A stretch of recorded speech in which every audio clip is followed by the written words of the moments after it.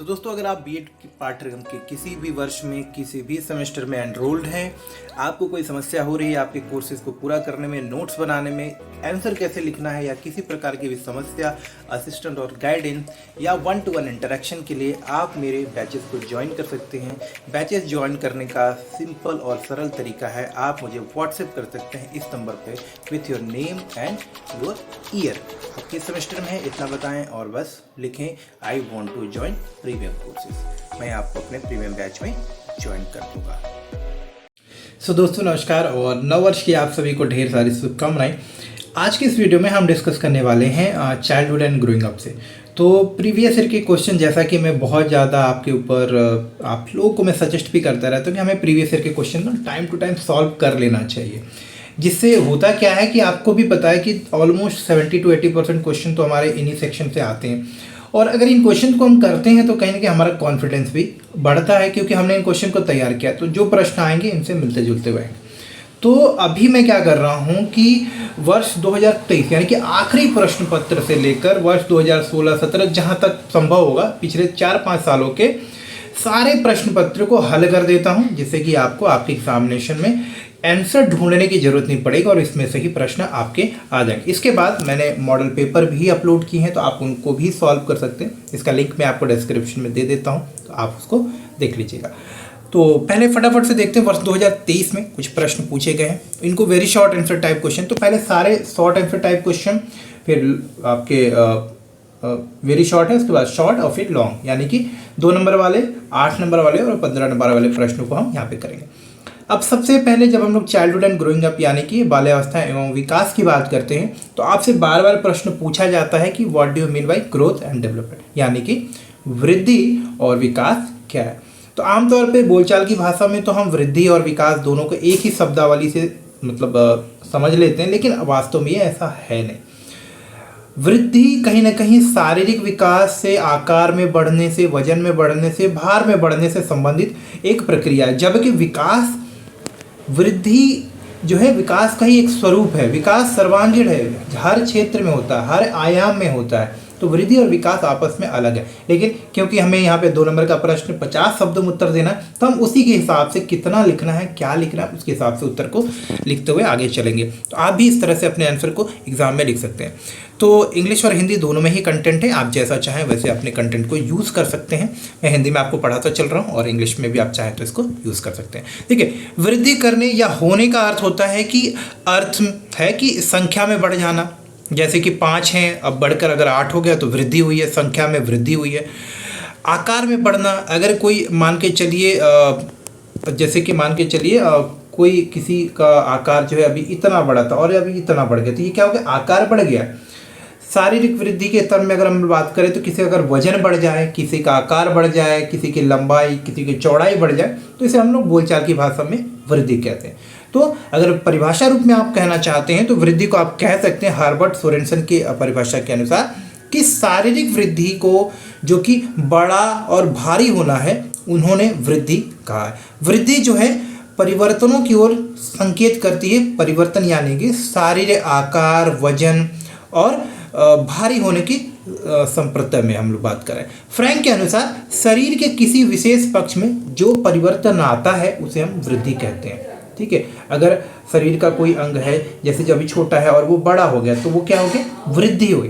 तो वृद्धि को अभी फिलहाल इतना ही समझिए। आकार, वजन, आयाम में अगर कोई बड़ा हो रहा है, संख्या में कुछ बढ़ रहा है, जितनी थी उससे ज़्यादा हो गया, तो वो वृद्धि कहलाती है। मानव के विकास के संदर्भ में बात करते हैं तो जब आपका शरीर का वजन, आपके शरीर का माप, आपके शरीर के भार, लंबाई, चौड़ाई कुछ में वृद्धि हो, तो वो हम बोल सकते हैं कि बढ़ता है, तो वो वृद्धि कहलाता है। ये सभी जीवित प्राणियों में होता है, और अगर कोई निर्जीव चीज़ है, अगर उसमें भी उसके आकार, वजन या संख्या में बढ़ोतरी होती है तो उसे हम वृद्धि कह सकते हैं। What are the different dimension of individual development. देखिए, कई बार पूछा गया कि व्यक्तिगत विकास के विभिन्न आयाम क्या हैं। वैसे तो कई आयाम होते हैं, लेकिन मुख्य रूप से जिन आयामों की हम बात करते हैं, मुख्य रूप से किसी भी व्यक्ति के विकास की, जो वृद्धि और विकास की जो मुख्य आयाम है, वो है आपके भौतिक, शारीरिक आयाम। शारीरिक आयाम का अर्थ होता है कि जो आपके शरीर में बदलाव होता है, शरीर के अंदर जो लंबाई, चौड़ाई, भार में बदलाव हो रहा है, इन सारी चीज़ों को जो है हम लोग भौतिक आयाम कहेंगे। संज्ञानात्मक आयाम, संज्ञान का मतलब होता है जो चीज जैसा है उसको वैसा समझना, यानी कि आपकी मानसिक क्षमता में जो विकास होता है ये भी एक वृद्धि और विकास का ही परिणाम है। तो ये भी एक प्रमुख आयाम में से आयाम है।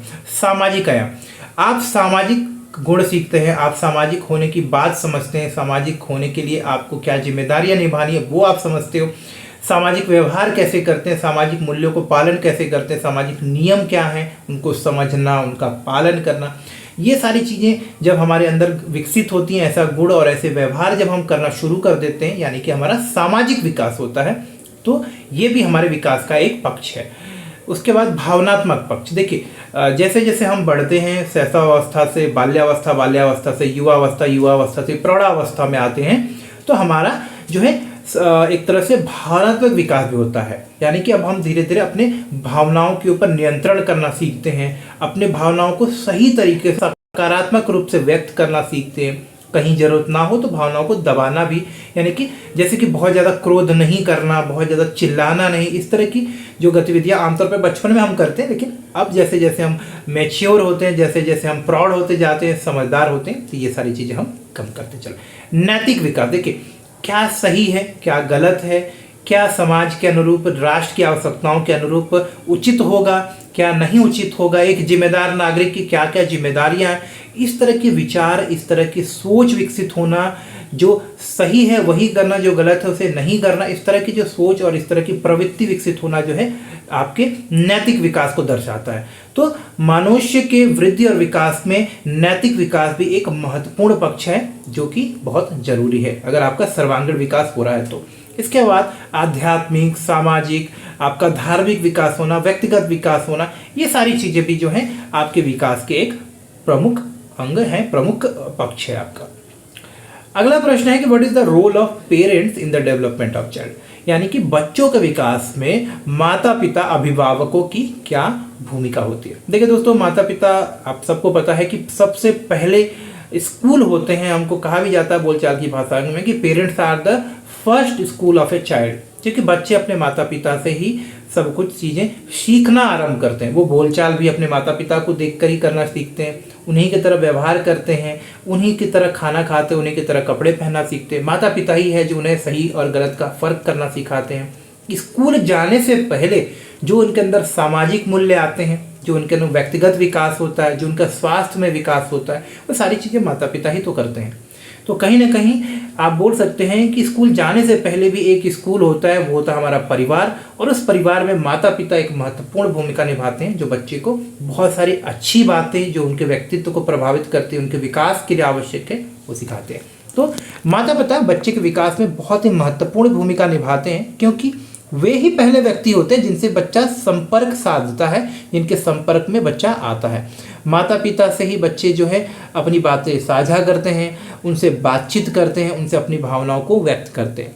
माता पिता ही बच्चे को सिखाते हैं क्या गलत है, क्या सही है।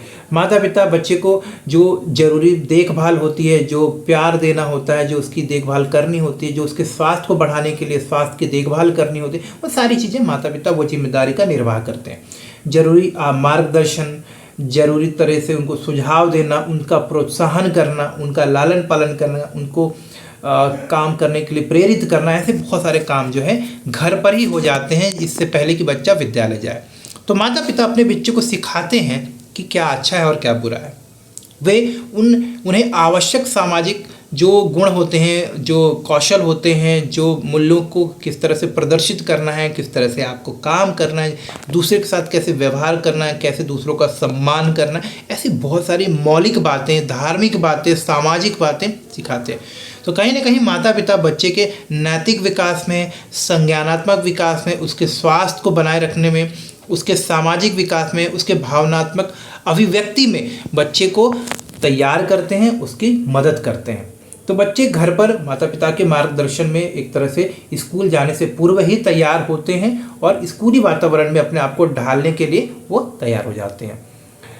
तो वे माता पिता से आवश्यक जो भी चीज़ें होती हैं वो सीखते हैं। तो इस तरह से माता पिता की भूमिका जो है बहुत महत्वपूर्ण होती है, क्योंकि बच्चा अपने माता पिता को देखकर ही उनसे बहुत सारी चीज़ें सीखता है।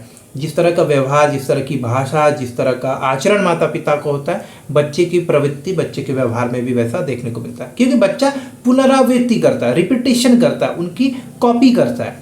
बच्चे अपने माता पिता को अपना रोल मॉडल मानते हैं, अपने बड़े भाई को अपना रोल मॉडल मानते हैं, अपने चाचा, अपने दादा, अपने दादी, अपनी मामी, जो भी उनके घर में होंगे उनको रोल मॉडल मानते हैं, उन्हीं की तरह करना चाहते हैं, उन्हीं की तरह बनना चाहते हैं। तो इसीलिए माता पिता का योगदान बहुत महत्वपूर्ण हो जाता है, घर वालों का योगदान बहुत महत्वपूर्ण। यहाँ पर आप माता पिता के टर्म में ही उत्तर को लिखिएगा। चलिए आगे बढ़ते हैं। यहाँ पर अगला प्रश्न है दोस्तों, सामाजिक परिवर्तन, एक्सप्लेन सोशल चेंज। तो ये बहुत ही मतलब ऐसा प्रश्न है जो कि आता ही है, इससे संबंधित बहुत सारे प्रश्न हैं कि सामाजिक परिवर्तन में समाज की भूमिका, सामाजिक विकास में परिवार की भूमिका, विद्यालय की भूमिका, समाज की भूमिका, इस तरह के प्रश्न आपको एग्जाम में जरूर देखने को मिलेंगे। तो आइए देखते हैं सोशल चेंज क्या है। Social change can be defined as the way in which human interaction, relationship, behavioural pattern and cultural norm changes over time. इसका मतलब कि सामाजिक परिवर्तन का अर्थ है कि जो सामाजिक ताना बाना है, जो सामाजिक संगठन है, उसका जो ढांचा है और जिस तरह से समाज कार्य करता है और समाज के लोग समाज में कार्य करते हैं, जब उसके तौर तरीके में बदलाव होता है, उसमें परिवर्तन आता है, तो इसे हम बोलते हैं सामाजिक परिवर्तन। तो समाज के ढांचे का निर्माण समाज के व्यक्तियों के साथ ही होता है, उनकी परिस्थितियों से होता है, उनकी भूमिकाओं से होता है। तो अगर सामाजिक परिस्थिति बदल जाए, समाज में जिस तरह से लोग व्यवहार कर रहे हैं, जिस तरह से एक दूसरे से आचरण कर रहे हैं, उसमें परिवर्तन आ जाए, समाज में विकास हो या समाज में जो स्थिति है उसमें बदलाव आ जाए, तो हम कह सकते हैं कि सामाजिक परिवर्तन हो रहा है या हुआ है। सामाजिक परिवर्तन उस तरीके के रूप में भी परिभाषित किया जाता है तो इसमें समय के साथ मानवीय संपर्क, यानी कि हमारा और आपके जो आपसी बोलचाल का तरीका, मिलने जुलने का तरीका है, आपसी रिश्ते, व्यवहार करने का जो तरीका है और जो सांस्कृतिक मापदंड है वो बदल जाते हैं। जैसे कि आप खुद ही सोच के देखिए, आज से बहुत साल पहले लोग जब एक दूसरे से मिलते थे, उनके मिलने का तरीका और आज मिलने का तरीका बहुत अलग है। जो रिश्ते हैं वो भी बदल गए। पहले लोग संयुक्त परिवार में रह लेते थे, आज एक जगह जो है एक ही परिवार के लोग आपस में नहीं रह पाते। तो कहीं ना कहीं परिवार का अर्थ, रिश्तों का अर्थ, समाज में मूल्यों का अर्थ बदला है। तो जब इस तरह की चीज़ें बदलती हैं, समाज के जो घटक है, समाज को बनाने वाले जो कारक है, समाज को बनाने वाली जो चीज़ें हैं, जब उसमें बदलाव आता है तो हम कह सकते हैं कि सामाजिक बदलाव। इसमें हमने देखा कि व्यवहार करने का तरीका, बातचीत करने का तरीका, लोगों का सम्मान करने का, मूल्यों में जब बदलाव आता है, जीवन जीने के तरीके में बदलाव आता है, जीवन की जो आवश्यकताएं हैं उसमें जब बदलाव आ जाता है तो हम कह सकते हैं कि सामाजिक परिवर्तन है। उदाहरण के लिए, पहले जब घर में एक टेलीफोन होता था उससे सबका काम हो जाता था, पूरे परिवार का, आस पड़ोस का भी काम।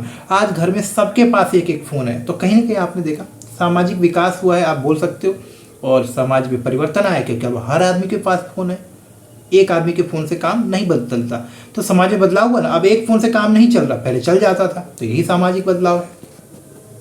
तो ये जो परिवर्तन होते हैं ये सांस्कृतिक हो सकते हैं, सामाजिक संस्थानों के कारण हो सकते हैं, बदल रही अवधारणा और नियमों के कारण हो सकते हैं। यानी कि जो सामाजिक नियम है, कुछ चीज़ें बदल जाएंगी, कुछ मान्यताएं बदल जाएंगी, कुछ नई बातें आपने सीख ली, उनसे बदलती है। और ये जो बदलाव होता है ना, इसका प्रभाव समाज पर बहुत ही लंबे समय तक देखने को मिलता है। जैसे कि औद्योगिक क्रांति जब आई तो लोगों के जीवन स्तर में सुधार हुआ है, उनके पास सुविधाएं हुए, उनके आय का साधन बढ़ा, उनके कपड़े पहनने का तरीका बदला, समाज में एक तरह से उच्च वर्ग और निम्न वर्ग का निर्माण हुआ। तो समाज में ये आप सकारात्मक बोलो या नकारात्मक बोलो, एक बदलाव आएगा, वर्ग का निर्माण हुआ, शिक्षा की विकास हुआ, आप बोल सकते हो औद्योगिकरण हुआ। तो बहुत सारी चीज़ें हुई जो नहीं थी पहले समाज में, जो व्याप्त नहीं थी, तो बदली है।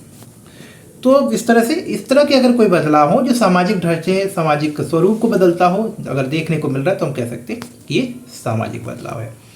What are the different stages of development. अब देखिए दोस्तों, ये बहुत महत्वपूर्ण प्रश्न है। यहाँ पे मैं आपको समझाना चाहूँगा, कई बार बच्चे एग्जाम में कंफ्यूज होते हैं। जब बोलता है आपसे या बोला जाता है कि what are the different stages of development, तो जब आपसे बोला जाए कि what are the different stages of development, तो आपको स्टेजेस ऑफ डेवलपमेंट लिखना है। यहाँ पर पियाजे स्टेजेस ऑफ डेवलपमेंट नहीं लिखना है, क्योंकि पियाजे ने स्टेजेस ऑफ डेवलपमेंट नहीं, पियाजे ने कॉग्निटिव स्टेजेस डेवलपमेंट बताया, यानी कि संज्ञानात्मक विकास के स्तर बताए थे, चरण बताए। तो थोड़ा सा ध्यान रखिएगा, इसलिए मैंने यहाँ साथ में लिख दिया कि मनुष्य के विकास की तो चार ही मुख्य रूप से 4 वर्गों में बांट सकते हैं उसको, कि इन्फेंसी, यानी कि जो वो समय जो कि जन्म से 5 वर्ष की आयु तक का होता है। उसके बाद चाइल्डहुड होता है जो 5 से 12 वर्ष की, 12 वर्ष से 18 वर्ष जब टीनेज होता है, एज बोलते हैं ना 17, 18, 19, तो 19 तक की उम्र जो होती है वो एडोलेसेंस यानी कि आप बोल सकते हैं युवावस्था होती है। आपकी एडल्टहुड यानी कि 18 वर्ष के यानी प्रौढ़ावस्था में हम प्रवेश। अब इसको भी अगर हम बांटे तो और भी भाग कर सकते हैं, लेकिन मुख्य रूप से 4 भाग में आप इनको दे सकते हैं। लेकिन पियाजे ने जो स्टेजेस ऑफ डेवलपमेंट वो कॉग्निटिव डेवलपमेंट है कि आपके मानसिक विकास कैसे होता है, उसके ऊपर उन्होंने 4 चरण बताए थे। उन्होंने बोला सेंसरी मोटर स्टेज यानी कि 18 से 24 महीने में जो है बच्चे का सेंसरी मोटर स्टेज यानी कि सेंसेस का विकास होता है। आइए हम इसको आपको हिंदी में दिखाते हैं। तो पहले विकास की कौन कौन सी अवस्थाएं वो समझ लेते हैं। शैशवावस्था जो कि जन्म से लेकर 5 वर्ष की आयु तक होता है। बाल्यावस्था जो 5 से 12 वर्ष की आयु में। किशोरावस्था जो कि आपकी 12 से 18 वर्ष की आयु तक चलता है। और 18 वर्ष की आयु के बाद के समय को हम लोग वयस्क अवस्था बोल सकते हैं या वयस्कता बोल सकते हैं। पियाजे के अनुसार संज्ञानात्मक विकास यानी कि बुद्धि के विकास की उन्होंने अवस्थाएं बताई, और वो क्या है, संवेदीय पेशीय यानी कि सेंसरी मोटर स्टेज यानी कि जन्म से लेकर 2 वर्ष की आयु तक बच्चे के अंदर सेंसेस का विकास होता है। आँख, नाक, कान, स्किन, इसके माध्यम से बच्चा जो है ना अपना दिमाग इस्तेमाल करता है। इनके माध्यम से अपने आसपास के समाज को समझने का प्रयास करता है। पूर्व संक्रियात्मक यानी कि प्री ऑपरेशनल स्टेज, जब वो पूरी तरह से स्वतंत्र रूप से काम करना शुरू करे, वो अवस्था से पहले की पूर्व संक्रियात्मक स्टेज जो कि 2 से 7 वर्ष की आयु होती है। मूर्त संक्रियात्मक अवस्था जो कि आपकी 7 से 12 वर्ष की आयु होती है, और 12 से 15 वर्ष की आयु को हम लोग बोलते हैं फॉर्मल ऑपरेशनल स्टेज यानी कि अमूर्त संक्रियात्मक अवस्था। तो ये ध्यान रखिएगा कि ये संज्ञानात्मक विकास की अवस्था पियाजे ने दी थी। उन्होंने विकास की अवस्था भी बताई है, लेकिन जब आपसे मुख्य रूप से पूछा जाए तो आप विकास की अवस्थाओं में यही अवस्थाएं इस तरह से लिखें तो ज़्यादा बेटर रहेगा आपके लिए। चलिए आगे बढ़ते हैं। प्रश्न संख्या 6 देख लेंगे। Give characteristics of development infancy period. ठीक है, तो यहाँ पर हम लोग देखने वाले हैं शैशव काल में विकास की कुछ प्रमुख विशेषताएं आपको बतानी है। ये बार बार पूछे जाने वाला प्रश्न है आपका। तो शैशव काल में वैसे तो कई सारी शारीरिक और मानसिक विकास आपको देखने को मिलेंगे, बदलाव देखने को मिलेंगे। तो कुछ प्रमुख हैं बदलाव जो कि हम यहाँ पर देखेंगे, जो विकास के विशेषताएं हैं वो यहाँ पर देखेंगे। इस अवस्था में शारीरिक, मानसिक, सामाजिक, भावनात्मक और नैतिक विकास जो है की दृष्टि से बचपन का जो समय होता है बहुत महत्वपूर्ण होता है, क्योंकि इस अवस्था में ना ये सारे पक्षों का बहुत ही अच्छे से विकास होता है। आप देखोगे कि इस अवस्था में शैशव अवस्था में, जो कि शैशव अवस्था क्या होता है, जन्म से लेकर 2 वर्ष की आयु का अवस्था होती है, इसमें शरीर का विकास बहुत तेजी से होता है। इसमें मानसिक क्षमताओं का विकास भी होता है। बच्चा एक चीज़ को देख लेता है तो उसको याद रखने का प्रयास करता है, उसे बार बार खोजता है, समझने की कोशिश करता है, जिज्ञासा होती है उसके अंदर। सीखने में तेजी, विशेषकर भाषा, बच्चा शुरू में कुछ भी वर्ड बोलता है, फिर धीरे धीरे उच्चारण करना सीखता है। 2 वर्ष की आयु होते होते बच्चा बोलना शुरू कर देता है।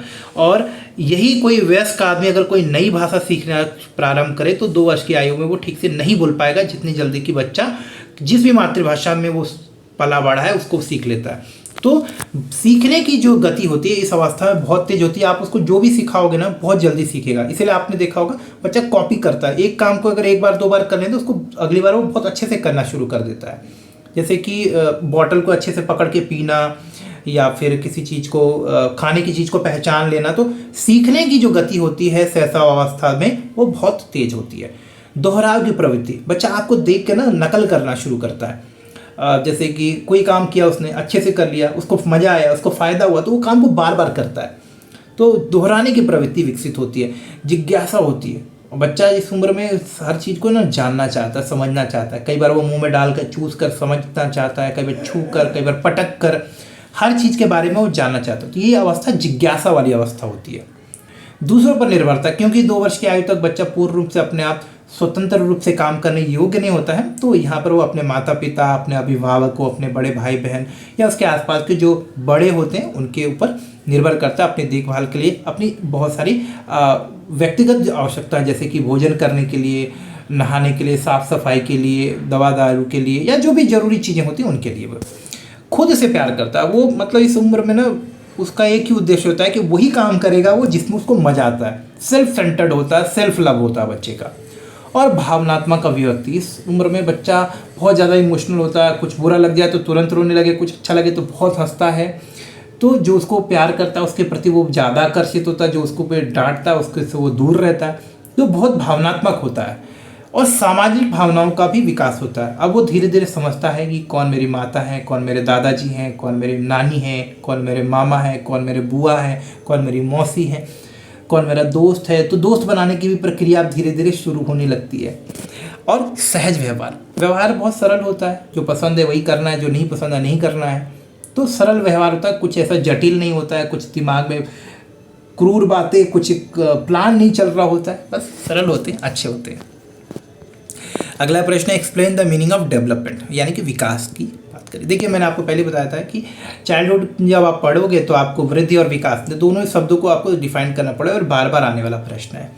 तो डेवलपमेंट क्या है? एक सक्सेसिव चेंज है, सक्सेसिव ग्रोथ है आपका, ठीक है। आइए इसको देखते हैं हम लोग। साधारण शब्दों में कहें तो विकास एक ऐसी प्रक्रिया है जिसके द्वारा व्यक्ति के संपूर्ण जीवन काल में वृद्धि एवं परिवर्तन होता है। ये लगातार चलने वाली प्रक्रिया, ये आजीवन चलने वाली प्रक्रिया। आपके संपूर्ण जीवन में आपके अंदर कुछ न कुछ बदलाव होता रहता है, आप कुछ न कुछ नया सीखते ही रहते हो।